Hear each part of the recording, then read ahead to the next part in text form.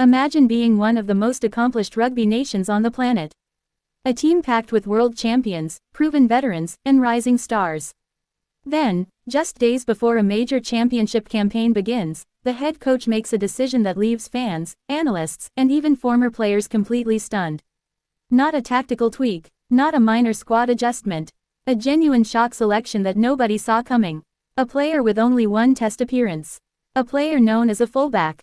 A player who has never started a professional match at fly half. And suddenly, he's wearing the number 10 jersey for the Springboks. As South Africa prepares for a highly anticipated showdown against the famous Barbarians at Nelson Mandela Bay Stadium, Rassie Erasmus has once again reminded the rugby world why he remains one of the most unpredictable coaches in the game. Tonight, we dive into the story behind one of the most fascinating selections of the season, the return of one of rugby's greatest warriors from injury, and what these bold decisions could mean for the reigning world champions moving forward. Because sometimes the biggest stories in sport are not about what happens on the field. They begin with the team announcement. South African rugby has become synonymous with power, precision, and winning under pressure. Over the past several years, the Springboks have established themselves as the benchmark for excellence in international rugby. Their success has been built on world-class coaching, relentless physicality, and an ability to evolve when opponents least expect it. Yet even by Rassie Erasmus standards, this latest squad announcement feels different. It feels bold, it feels risky, and perhaps most importantly, it feels deliberate. The biggest talking point surrounding this match is undoubtedly Quan Horn. For many rugby supporters, Quan Horn is a familiar face. His attacking brilliance has been evident for the Lions for several seasons. His pace, vision, and ability to create opportunities have made him one of the most exciting backs in South African rugby. Yet despite all that talent, few could have imagined seeing him handed the keys to the Springbok attack as a fly half. To understand why this is such a fascinating gamble, we need to understand the significance of the position itself. Throughout rugby history, legendary fly halves have shaped entire eras. For South Africa, the position has been occupied by some remarkable talents. That is why Rassie Erasmus' decision immediately grabbed attention. This is not simply experimenting for the sake of experimentation. There is clearly a deeper vision at work. Rassie Erasmus has never been afraid to challenge conventional thinking. Throughout his coaching career, he has repeatedly shown a willingness to take calculated risks if he believes they will benefit the team long-term. Time and again, those risks have paid off. Perhaps Rassie Erasmus sees something in Quan Horn that others have overlooked. During his time with the Lions, Quan Horn has demonstrated exceptional distribution skills. He has shown an ability to identify space and create opportunities. His attacking instincts are among the best in South African rugby. What makes this challenge even more intriguing is the opponent. The Barbarians are not an ordinary rugby team. They represent one of the sport's most unique traditions. For generations, the Barbarians have become famous for their entertaining style of rugby. They play with freedom, creativity, and flair. Their matches often produce unforgettable moments and spectacular tries. Perhaps Rassie Erasmus wants South Africa to embrace that same adventurous spirit. Perhaps he wants his side to attack more freely and play with greater unpredictability. If that is the plan, then Quan Horn becomes the perfect symbol of that philosophy.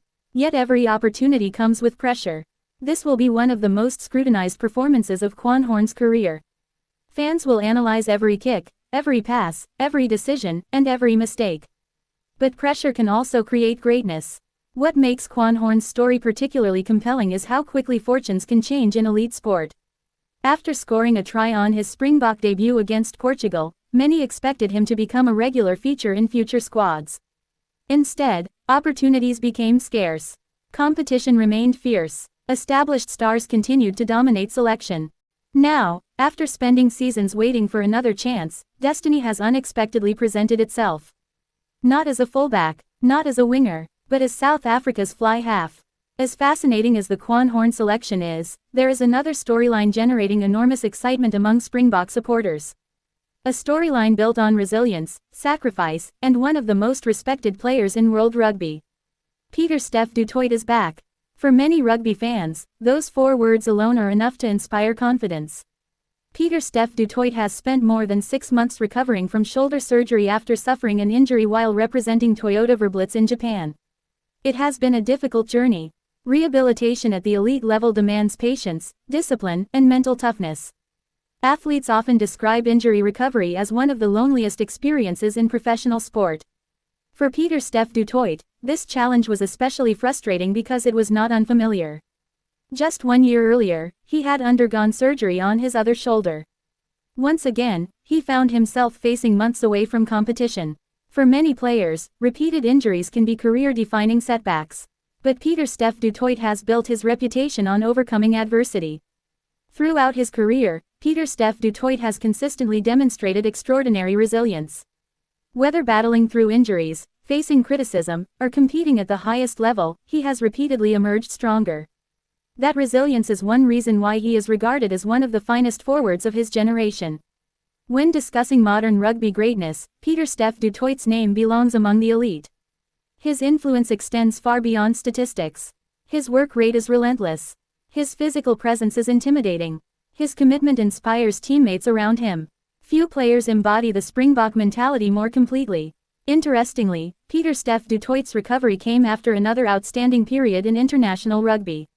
His performances were so impressive that he once again entered discussions surrounding the World Rugby Player of the Year award. Ultimately, the honor went to teammate Malcolm Marx, but the nomination itself reflected the immense respect Pieter-Steph du Toit commands throughout the rugby world. Looking ahead, this match against the Barbarians may be classified as a warm-up fixture, but there is nothing casual about its significance. Warm-up matches often reveal hidden plans. They offer clues about future selections. They provide coaches with valuable information before major tournaments begin. For Rassie Erasmus, this encounter is an opportunity to test ideas under real match conditions. Can South Africa maintain their dominance while introducing fresh concepts? Can new combinations thrive under pressure? Can emerging players prove they belong at the highest level? The coming months will reveal whether these experiments become permanent solutions. Perhaps Quan Horn's fly-half journey ends after a single appearance. Or perhaps it marks the beginning of a remarkable new chapter. Every great sporting story contains an element of risk. Every breakthrough begins with a leap of faith. And right now, Rassie Erasmus is asking his team to embrace that uncertainty. As kickoff approaches, anticipation continues to build. Fans will arrive with questions. Analysts will arrive with opinions. Critics will arrive with doubts. But once the match begins, only performance matters. Can Quan Horn justify the faith placed in him? Can Pieter-Steph du Toit make an immediate impact upon his return? Can the Springboks deliver another statement performance before the nation's championship begins? Soon, the rugby world will have its answers. Because beyond tactics and team sheets, beyond statistics and predictions, rugby remains a game of stories. Stories of opportunity, stories of resilience, stories of courage, and in South Africa's latest chapter, those stories are unfolding simultaneously. A rising talent, Quan Horn, stepping into the unknown. A legendary warrior, Pieter-Steph du Toit, returning from adversity. A world champion team, the Springboks, searching for its next evolution. And a coach, Rassie Erasmus, willing to take risks when others would play it safe.